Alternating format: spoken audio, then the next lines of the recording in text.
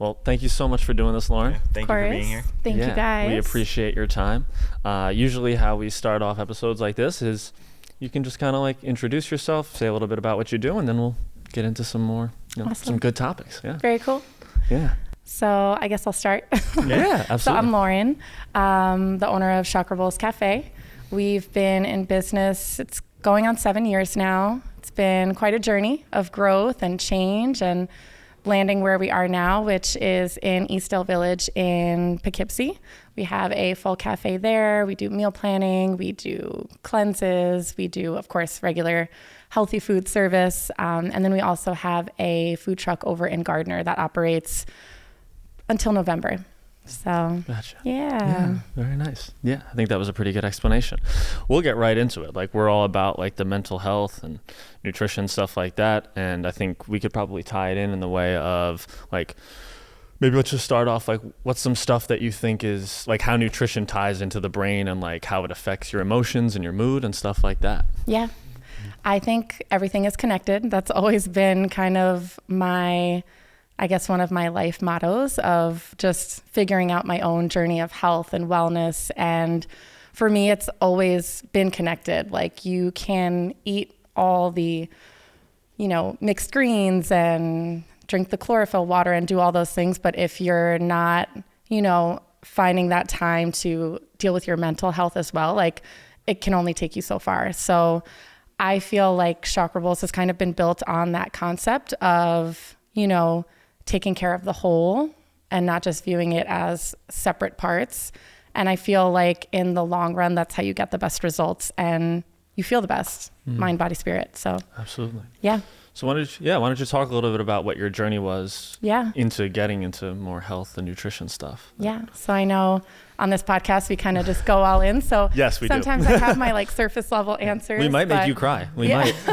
I'm just saying. I've seen people cry on this podcast before. Exactly. So. It's the goal sometimes. Yeah. In a good way. That's when you guys at the end are like, yes. Yes, exactly. Yeah. Mm-hmm. So if I'm going to the true deep level of like why Chakra Bowls started, yes, I've always wanted to be an entrepreneur, and I thought he would throw me tissues. No.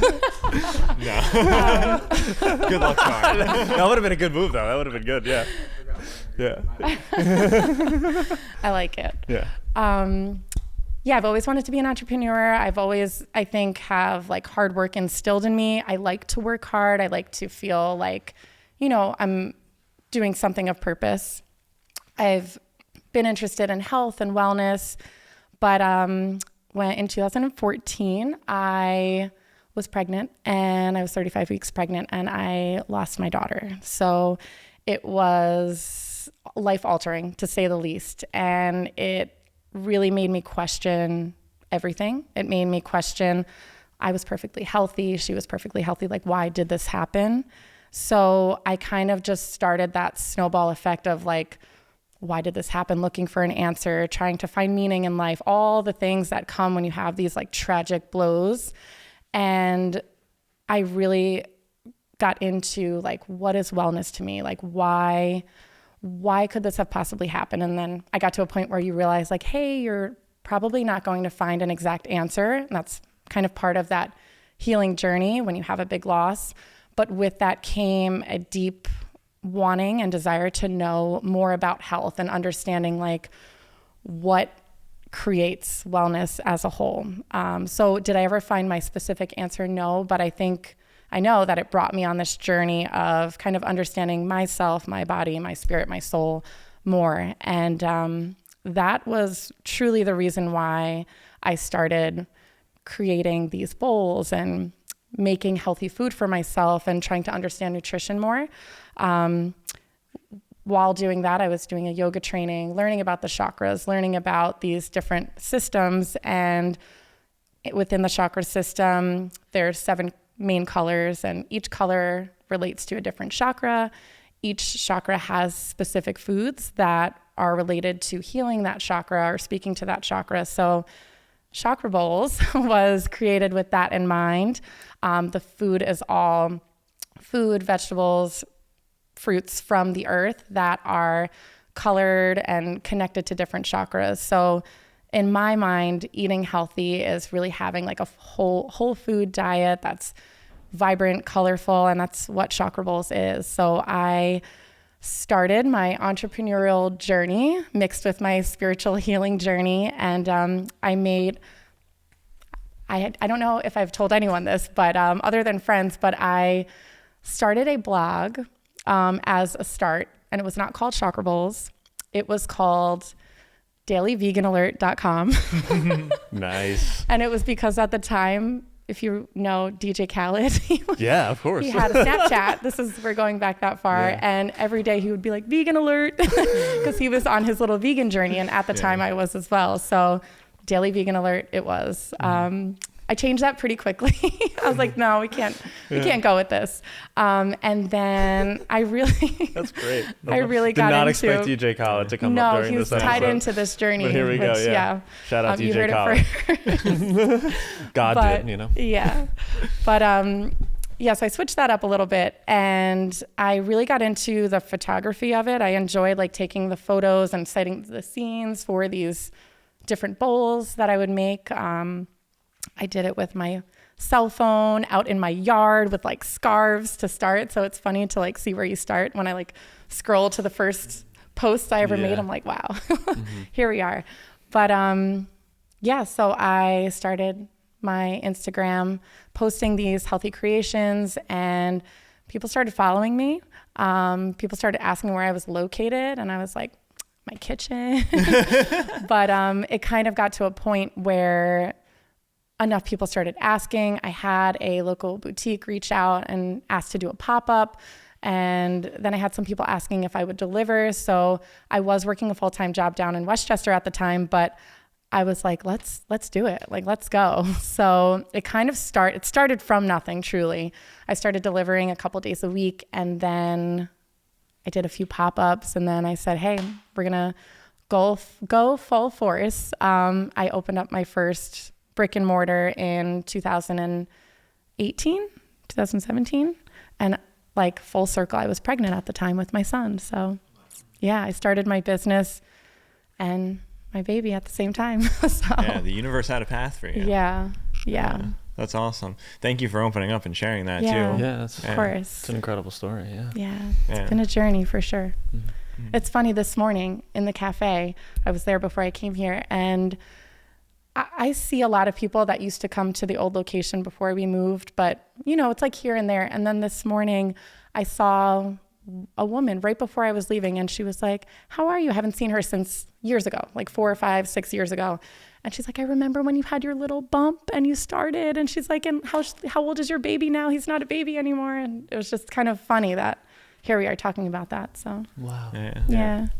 So like for somebody who's just getting into health and nutrition, what were some of the things that you really focused on at the beginning of your journey health-wise? Because it can be new for people, especially when you go from eating like what's pushed on us today to eating whole foods and plants, stuff that you're unfamiliar with because it's just not what's advertised when you go out to eat or what's pushed in fast food or in supermarkets. Yeah. So what are some things that you would suggest for people that are just trying out a new diet and trying to get into the wellness space?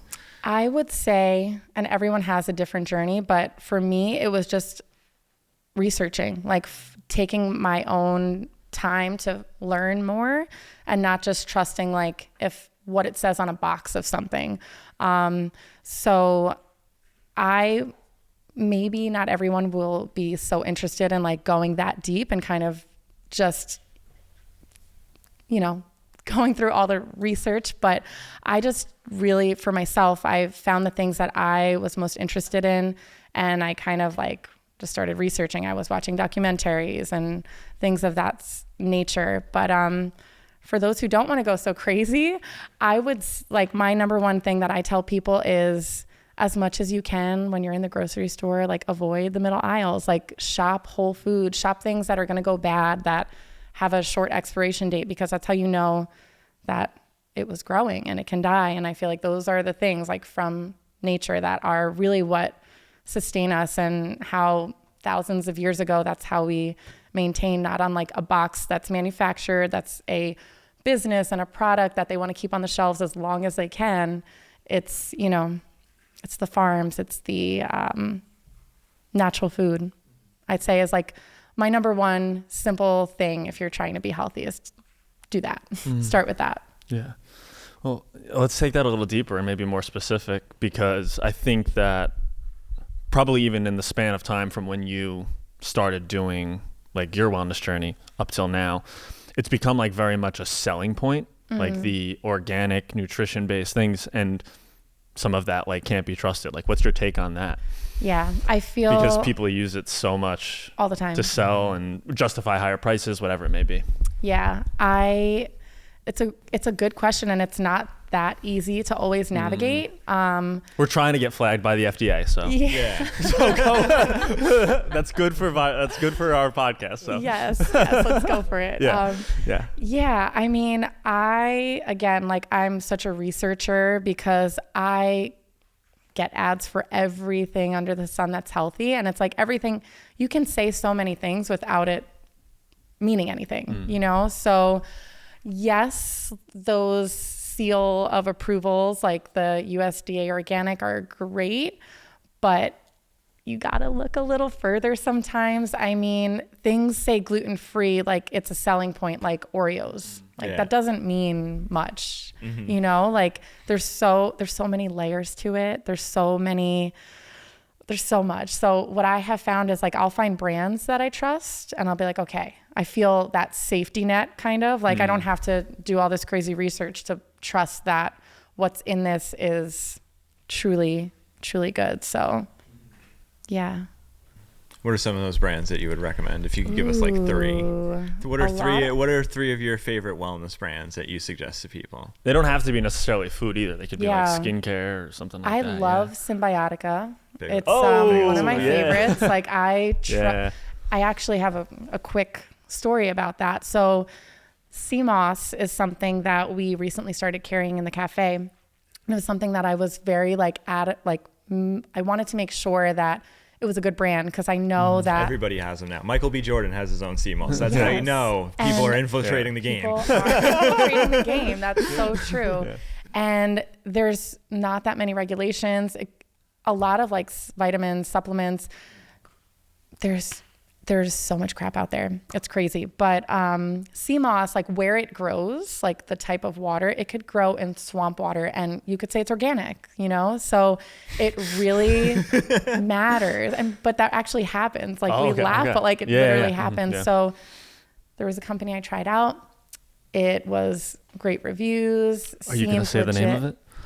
Oh, I don't know if I want to. Okay, you don't have to. No, you don't have to. You don't have to. Sorry. Like being just very... Yeah, sure. Positive podcast. Yeah. Catch people.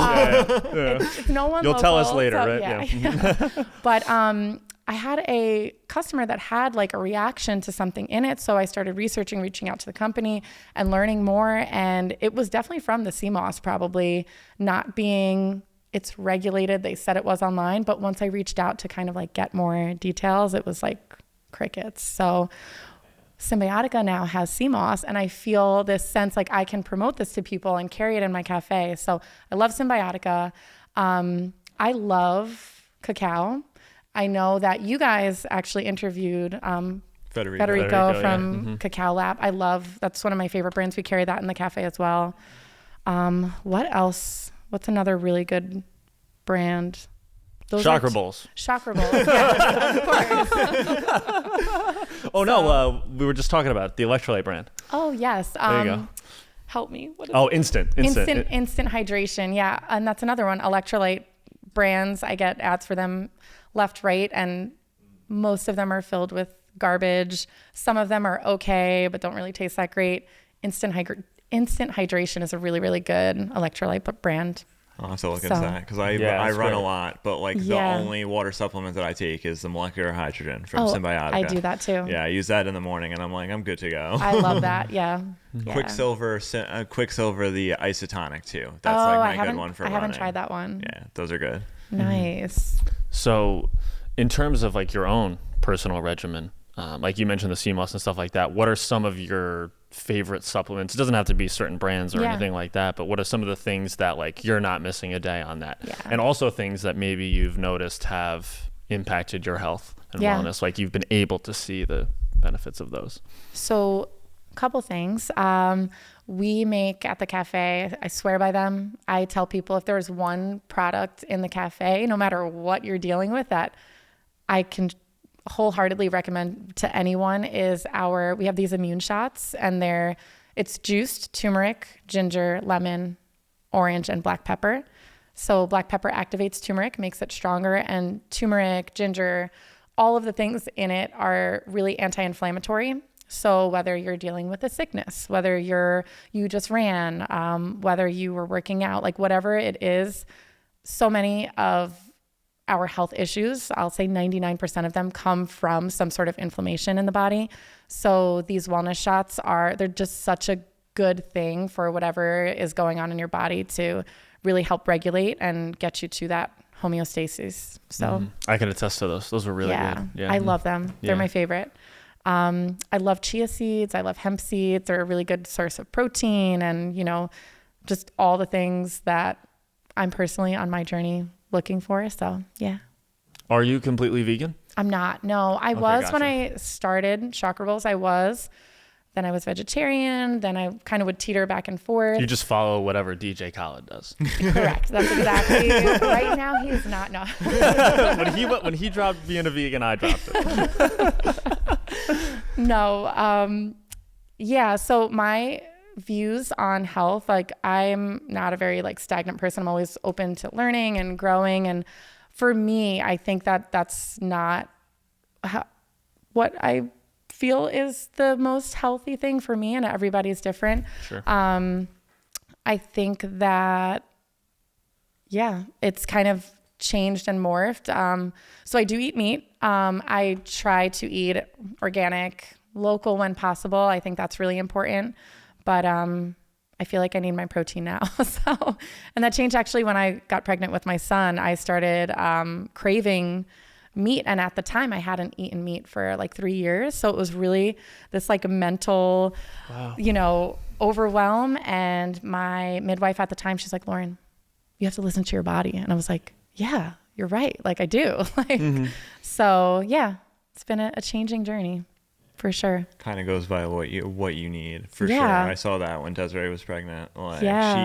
She hadn't eaten meat in forever, and she'll try it here and there now. Yeah. But we were also getting big on bone broth, was in the house all the time. Yes. She was just I need something from it. Right. Your body will let you know though. Yeah, it really does. Keeps a score. Yes. Oh yeah. It's a great book. Yeah, it's so good. Yeah, so good. Mm-hmm. Was there any, you said you were doing a lot of research and stuff like that. Were there any specific resources that you felt really were able to help you level up in terms of your own health? In the beginning, or you're saying in general? Whenever along your whole journey. It could have been tomorrow, or not tomorrow. It could have been yesterday. Yeah. So the first thing my mind goes to is recently I actually started working with a coach, for the first time in my life. So she's been really helping me learn more about when you have a specific health goal of building muscle, or, I guess that's what I'm going for. Sure. Feeling strong. That's, I'll say, my goal. So she's been really working with me with learning how to track your macros and stuff like that, and making sure you're getting enough of so-and-so vitamins each day. Because in the past, I've really just been well, this is healthy, I'm going to have it. This feels good, I'm going to, very just intuitively going, which I think is great.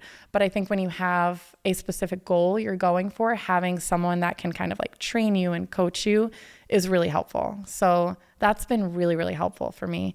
And with, making sure I'm kind of tracking what I'm doing, I've been noticing wow, my sleep is better. Wow, my brain fog, certain things are really, really clearly so much better because I'm paying attention more than just kind of going with the flow, which I love to do. But right now in this season, having a coach has been really helpful. Yeah, that's great. Yeah.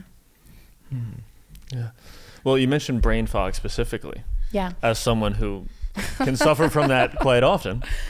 Totally get it. I would love for you to enlighten us on that. Yeah. So, well, the shots are like a good go-to for brain fog. I think like for me, what I learned is I wasn't getting enough protein, and protein, brain fog can really go hand in hand. And you know, I just, at first you're just like, okay, we'll see how it goes. But then noticing the difference and feeling it with that change has been like, wow, this is. Yeah. We just worked with a client here that was saying that she went on a complete like carnivore diet, and then her brain fog disappeared. Yeah. Protein's really important. Something I'm learning. It's a new venture for me, for sure. Interesting. Yeah. It's something you dive into when you're trying to impact one of the other areas of your life, like sleep, because sleep was something that a lot of people have trouble with. Yeah.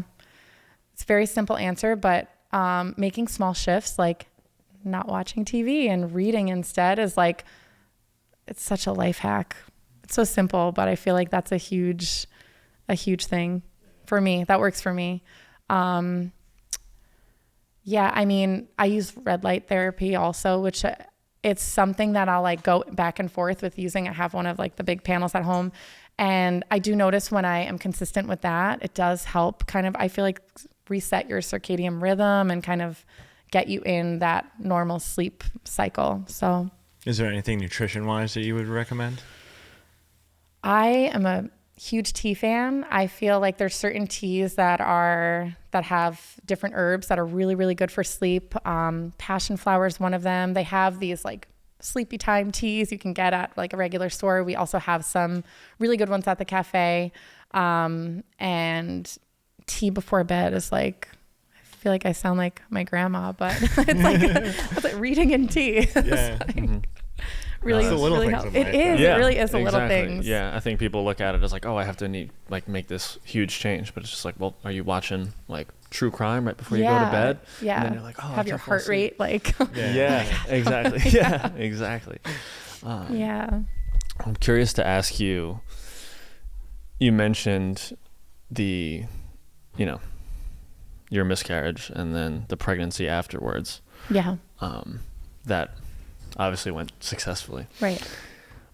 What were some of the differences that you did that time around versus the first time? And like even up until now, with how old is your son now? 6. Wow. Okay. Yeah. So what are some of the differences in like how you treated the pregnancy, like nutrition wise or otherwise? And then what are some of the things that you do now with your son? Because like, obviously you don't necessarily as they get older have control completely over what they're consuming when they go to school and things like that. Yes. So great questions. Thank you. So with my pregnancy with my son, I definitely panicked a lot more. But I had a really, really great team working with me. Like my midwife, I love her. She was amazing. And she knew my journey prior, and she was really, really just like kind and caring. And anytime I wanted to see an ultrasound, she'd be like, just go in. She's like, just go every week if you want. I don't care. So it was that was so helpful after going through such a traumatic experience. And, they say when you have a miscarriage or a stillbirth, like once you get past that point that you were at, you'll start to kind of breathe. Myself, I was basically done with my pregnancy, went through birth, and so it was a hard pregnancy in that sense. Because you were just like nervous, nervous, yeah, nervous. Overthinking a lot of the because you didn't necessarily know what caused the last one, right? Exactly. So just having that support, I would say, was the biggest thing. I was also very conscious of like what I was eating, putting in my body, but more so than that, because I listened to my body. I ate meat. I did all the things, but more so than that, I think with my second pregnancy, I really, really made sure like my mental health was good, because I already knew it was a very fragile time. Of course, I could only help my nerves so much, but I really dived into my yoga practice while I was pregnant with him, and really saying affirmations while I was pregnant, and just trying my hardest to trust that everything would be okay, but also having that support tied along with it. So, yeah. And how about the ways that like, so then how do you go about that now with your 6-year-old son? Like, what are some of the practices that you do for him? Because obviously you taking care of yourself is different than like what's good for kids. Right.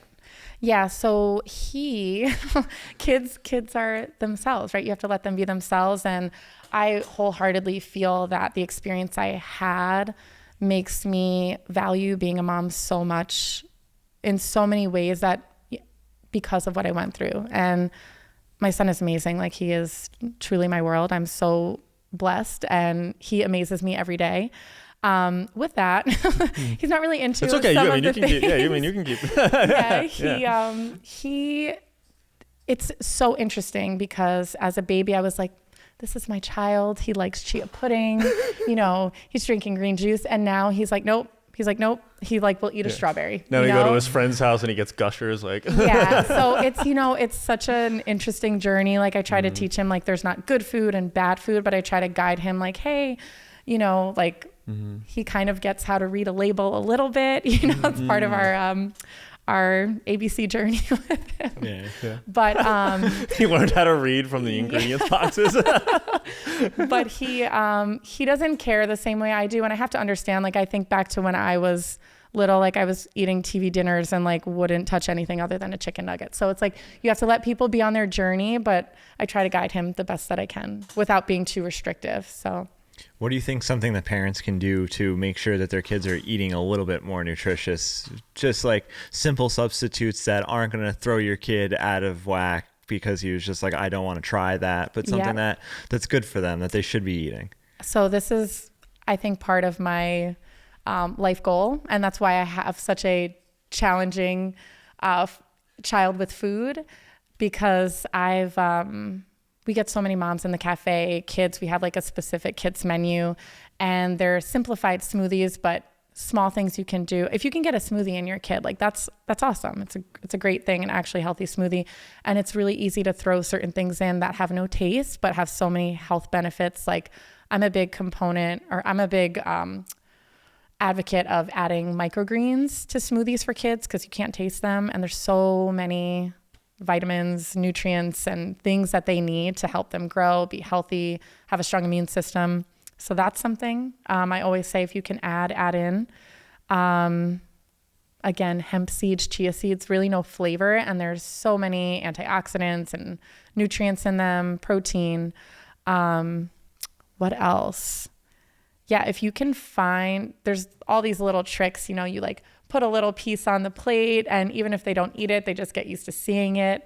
If they touch the food, that means they're open to it, even if they tell you they don't want it. There's all these little things. But at the end of the day, some kids are stubborn, my son, with what they're willing to eat. But I think it's just kind of like giving them those little bits of knowledge, like reading a book about fruits, and just exposing them to it. I think exposure is really the number one thing. Yeah, I think that's a big thing that I've been seeing as far as like seeing you become a parent, which is that you can't necessarily just talk about things. Right. It has to be like, you want to more so hope that they pick up on the fact that this is how you live your life. Right. And then you kind of letting them make their own decisions. How do you feel about that? 100%. I feel like, as a parent, your kids are watching you. You're their whole world until they're, I think they say like 7, hopefully longer. But truly, like, what else do they know? Like a little bit of their friends once they get, school age, but like, you are what they know. So whatever you do and what examples you set, knowingly or not, is what they see. And that stays with them. That stays in them, whether they are agreeing at the moment or not. I think that when you just try to tell them what to do, you have to do this, rather than showing them and living that, you'll get a very different response over time. Yeah, definitely lead by example. Yes, lead by example. I was going to be running marathons by the time she's like 5. There you go. Yeah, exactly. Forget crawling. Yeah. Skipping that. Yeah, absolutely. So one of the things that I really wanted to talk to you about, which you talked about the first time I met you, was I really loved the idea that you were super passionate about, I don't remember the exact details, but hopefully you can enlighten us a little bit more, is you mentioned like how you have this passion about not necessarily just transforming how kids look at, or like how your own son looks at food, but you had this like massive idea about being in like school lunch programs and bringing like your style of healthy food and stuff like that. Like, where do you think that that comes from? So there's a few things specifically that happen that I think tie into the journey. I think as a whole, like I love kids. Like, you have a child and your life changes, and, you know, you think of the future in a different way. So I think that is a huge aspect of it. I did have an experience when my son he just turned 3.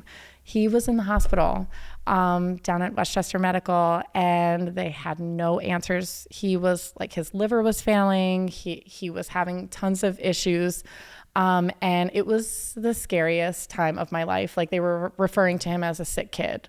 And it was really scary. It was 8 days, and doesn't seem like that long, but when you're in it's like that seems like an eternity. Yeah, it was when your kid is good. Yeah. So that experience really impacted me because while he was in the hospital, they bring you food, right? And I could not believe the food that they brought. I was like, this is crazy. Like, you have dying children here, and you're bringing them food that is going to destroy them. Like, it just blew my mind. Like, and even the options in the hospital that you could go and pay for food were not much better. And I just couldn't understand it. And then I thought about it more, and I'm like, it's because it's a business and it's cheaper for them to do this than to do something more that's healthier. So they would bring food, breakfast, lunch, and dinner, and we would end up throwing it out. And I was like, this is so wasteful also. So like, yes, it's cheaper per meal, but if people are throwing it out, and like, if you look at it with a different lens, I feel like there is a solution there where you could offer an option even for healthier food and get people the food that they really need in order to heal. So with that whole thought, it also transferred in my mind to schools. Like, school lunches are the same thing. You know, they are mostly... Which is worse, school or hospital food? Oh my God. That, I don't even have an answer. Like, they're both horrible. Truly horrible. Yeah. And it's like, why are we doing this? Just because that's what we've done for so long, and nobody's really said anything or made a change. And I truly feel like there is a solution. Like, anyone out there that knows how to help, I feel like that's part of like a mission of mine, is to make that impact. And, you know, whether it's hospitals or schools, I think starting at schools is great. I am currently trying to get in my son's school. And there's a lot of politics involved, which, you know, sucks, because I feel like, you know, you're trying to better what we're instilling in children, but it has to be mind, body, spirit, right? Like, it can't just be what we're learning. It has to be what we're fueling ourselves with to get through the day, and not have these, you know, crazy, It strikes me as very interesting, because like, when you talk about hospitals and schools, there are things about it that are like rules or requirements that are so specific in areas that don't necessarily matter. Right. And then, the things that we put in their body, let's just give them shit. Yeah. It's so... and it's so counterproductive. Doesn't make sense to me. Yeah. So that's part of my journey right now, is trying to figure that out. Yeah. But I feel like it's a ripple effect. Like, if you can get in one school, see a positive change, it works. Like, go to the next elementary school, then you can do the district, and then maybe other districts will see. So that's a hope of mine. Yeah. I really would love to find small ways to change that. It's a change I think we could all get behind. Everybody would like to see. Yeah, absolutely. 5 years down the road, dream scenario. What does that look like for you in terms of that, or maybe other things? 5 years down the road, we would be in all the districts in Dutchess County. Yeah, think big. Yeah, think big. No, like I've kind of pitched, I guess, ideas, and I'm open, like whether it's with Chakra Bowls or not, like it's just something that I you don't care if you're making money off of it. No, and that's kind of what I said. Like getting healthy food. Right? Yeah, I kind of pitched an idea of doing like and other states do this because they don't have kitchens in the schools, or not all the schools have kitchens, but around here, all the schools have kitchens. So they all make their own food. But I guess there's other districts or other states that they order food from other places, like 1 or 2 days a week, like a lot of pizza day. Example, we have, okay, let's go there because that makes it simple. Let's go There's there. pizza day. Could there not be like smoothie bowl, avocado toast day? Yeah. As long as like I can make it so that it's a cost effective thing for the students, because you have to stay within what school lunch is, right? That cost, which I'm totally fine with. I just want to like start it up.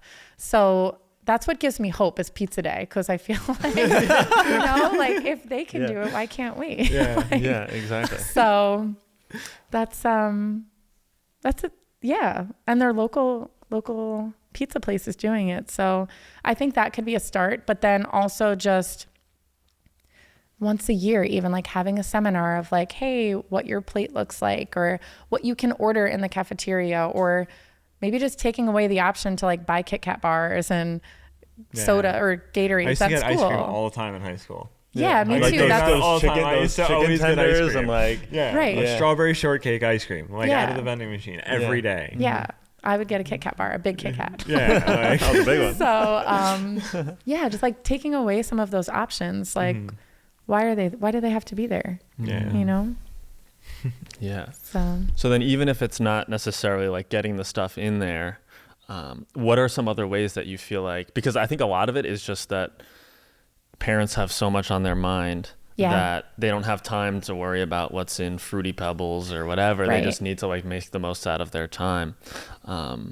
What are some substitutions that like parents can make? And even if you're very new to that world, like what are some little ways that they can do something like that? And even just like, how do you feel about educating people like that? Because we consume so much stuff, but then you act like, oh, I don't know what.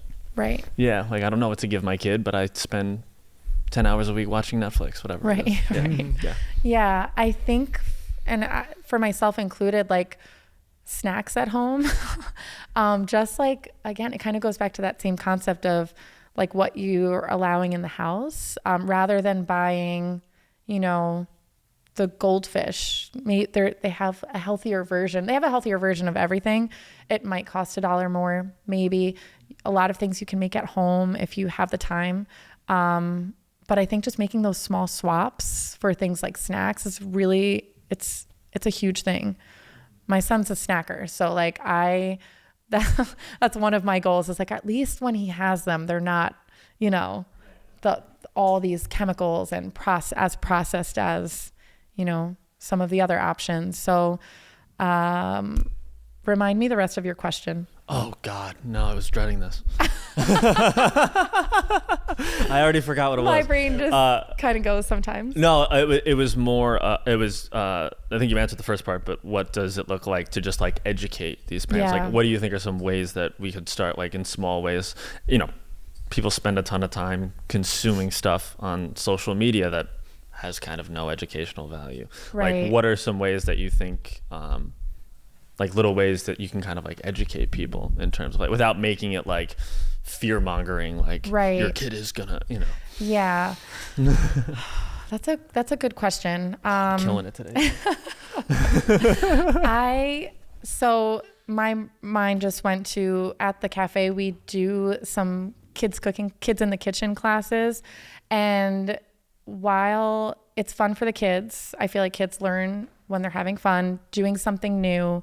They also learn a lot from it. We tie in, we have them actually like cutting stuff up in the kitchen, making their own smoothie bowls. And then we read them a book about like, what's a fruit, what's a vegetable, have them color something. So it's like all those little touch points. I've had kids that have done the cooking classes come back and like bring it up and like tell me something that's a fruit. And it's cool because you realize like, wow, maybe in the moment I didn't think it was that impactful. I thought like, oh, we're just like making bowls with the kids, but like it's hands-on. And if the kids are learning from it, if they're remembering like, oh, this is a fruit, this is a vegetable, and they have a good memory tied to it, I feel like that can take them so far in, you know, making healthy choices. So I think finding ways to help your kids learn about health and nutrition is a really strong way to go, even if that's a YouTube video about it. You know, like I think you don't have to come to Chakra Bowls and do a class with your kids or do something of that extent, but you should. Yes. No, I think there's so many, again, it's small ways to make those little changes. Like YouTube is a part of life for a lot of parents. Maybe changing out that show one day and make it educational. Make it learning about something that you feel like you don't have the time to. VeggieTales. You can learn about vegetables and religion at the same time. VeggieTales. VeggieTales is a crazy reference. Oh, that's funny. I didn't even think about that. Yeah. You know? Me neither. I haven't thought about VeggieTales, but that's my mom's gonna love this episode. Oh my God. Was there a theme song? I'm trying to like think. Know. Usually There definitely is, but I think I would butcher it. I don't remember it. Yeah. I just remember Larry the Cucumber and Bob the Tomato. Yeah. You know their names? Of course I know their names. I didn't remember that. Dude. That'll be like the outro song. VeggieTales. Yeah. That's what you should do at Chakra Bowls. Yeah. You should do like a viewing session of VeggieTales. Yeah. My next 6 But then they'll be posts. afraid to eat the vegetables because they're alive. Oh no. God. Oh. Yeah. We'll find a happy medium, like a modern day version. That's funny. Oh man. Well, so yeah, just watch VeggieTales. That's my answer. Yeah. You mentioned like yoga and daily habits. So like maybe let's step away from the nutrition for a second. What are some things like that you feel like have help you get more connected to yourself? Yeah. Yoga has been a huge part of my journey. Really once everything happened with my daughter, I think I was just searching for like, what is going to help me right now? Because you get to a point where you're so like, what is life, that you realize you're not going to give up, that you need to figure something out. And yoga was something that really, really spoke to me. I had done yoga before and I actually didn't really like it. And there was something, I don't know what it was, but something in me was like, you need to go to a yoga class. You should really go. So I was like, all right, we're going to go. And I cried in my first yoga class that I took. And then I ended up becoming a yoga teacher and learning years later that pigeon pose, that's when you're like leaning on your knee and stretching out your hips, is a pose that a lot of people cry in. And I was like, oh my God, that's what happened. I've been there. Yep. Your issues are in your tissues. I've said it before on this podcast. Yes. The hips are like the biggest area. They like hold everything. They hold everything. Storehouses. I never believed that until I really experienced it. And I was like, oh my God, your body really does keep the score. It holds so much. And a lot of people don't realize that. And even like people say, oh, I'm not good at yoga. I don't do yoga. I'm not flexible. Like it really has nothing to do with it. You just got to sit there. And different things are for different people, but yoga's really been something that whenever I can always come back to. Like you fall off certain practices, but yoga's always what like recenters me, brings me back to myself. Mm-hmm. Yeah. Yeah. I feel like there's kind of really no way to do yoga and not be present in that moment at the same time. Yeah. It's 2 breathing exercises, 26 poses. You got to be locked in the whole time, you know? What was your first reaction to that when you cried? Were you like resistant to that, or were you like, this is what? I felt uncomfortable. The room was dark, so no one saw me, and I was trying to cry quietly. But when that happened, I was like, oh, yeah, this is definitely for a reason. Like, I need to keep doing this. So I started taking class with a friend with a specific teacher that I really, really enjoyed. And then the opportunity came where they were doing a 200-hour training. And I was like, I don't think I want to actually be a teacher. I just want to deepen my knowledge more. And it was such an amazing experience. It really, really was. Like, talk about forming a bond with like other people also trying to grow and develop themselves from all different walks of life, sharing that experience, learning yourself more, and connecting with your body more. You know, it was an awesome experience. So yeah. Yeah, it was definitely big for me, especially at the beginning of sobriety. Like that, Yeah. that got me through a lot of kinks. You know, there's nothing like sitting there and just like thinking, especially like taking a hot yoga class and being like, I can't go anywhere. Like, that's the most disrespectful thing, to get up and walk out. Like, so you're just in it. Yeah. And like, you have a lot of time on your hands. And for a lot of people, you haven't had that time in days, weeks, months. You might have never had it before. So there's like a lot of growth that I believe is possible through that. 100%. Yeah. It's crazy to think like you're in a yoga class for 60 minutes or whatever it is, and you spend the beginning, the end kind of like in silence, usually with your thoughts. And if you're in a hot yoga class, you're in it the whole time. And maybe that in itself doesn't seem like much, but when you think about like how many people like don't take 5 minutes a day to meditate, or not even meditate, just like sit with their thoughts and think like, what am I thinking right now? And they're, instead of just going through the motions, it's a lot of people. And like, I've gone through phases where I'm like, oh my God, that's why I need to get back to yoga. I say it's like my church. Like, it's like, you know, that's when I can like, you know, like just, I think a lot of it comes back to nutrition though, because like what you put in your body is like what you're going to get out of it. If you're not consuming things that are going to give you energy and push you through the day, if you're just like having a shit ton of caffeine in the morning and then like a sugary breakfast, of course you're going to crash in the middle of the day and not want to do anything else. Right. If you're waking up in the morning and you're having like water and some fruit before you do something, of course you're going to have a lot more energy. Yeah. And you're probably going to eat a little bit more too, but like it is what it is. Right. Like, it's healthy food. It's better than putting like something that's not going to fill you up whatsoever in your body, and then in 30 minutes you're hungry again for something that's just as lacking in nutrition. Yeah, 100%.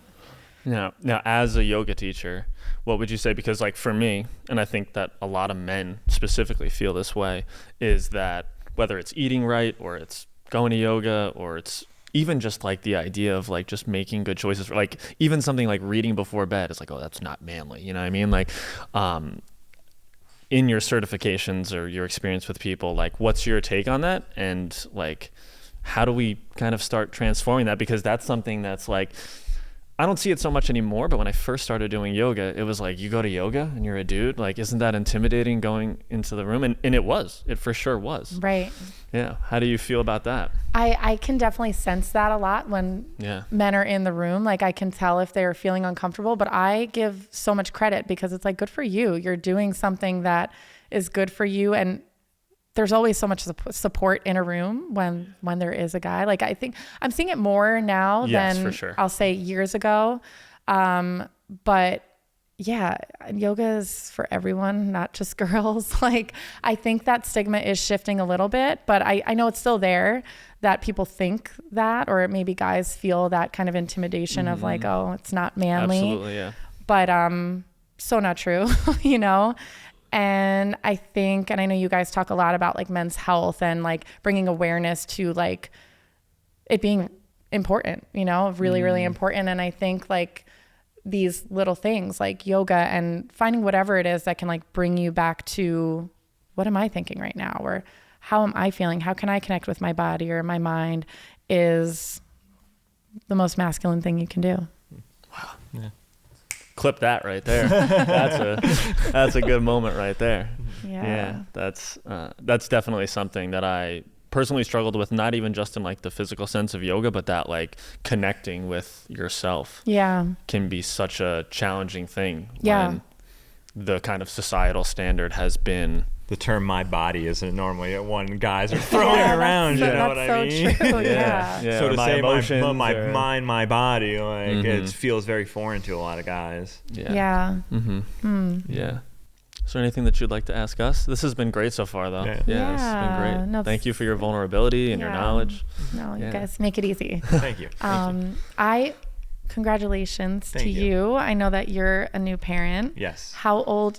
A daughter? We're exactly a month today. Today's 1 month. Yeah. Wow. Yeah. How's that journey been for you?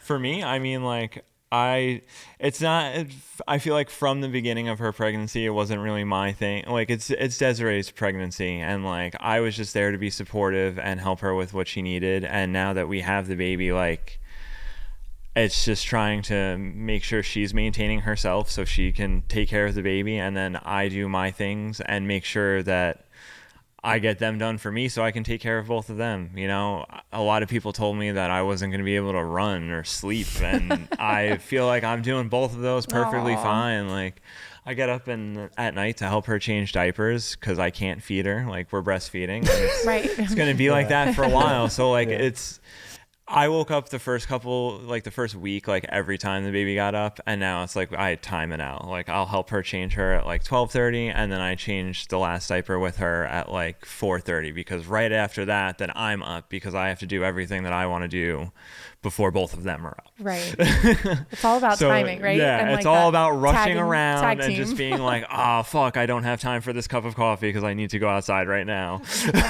Yeah. But I mean, it's been great. I really love it. She's amazing. It's like so much fun having her around, and just like she's already gotten so much bigger, which is crazy. Yeah. It's only been a month, and I feel like she's already like growing up, but I'm excited. Des wants her to stay this size forever, but I know. being a guy, I feel like it'll be nice to have somebody to play with, so I'd love for her to be a little bit bigger so we can play.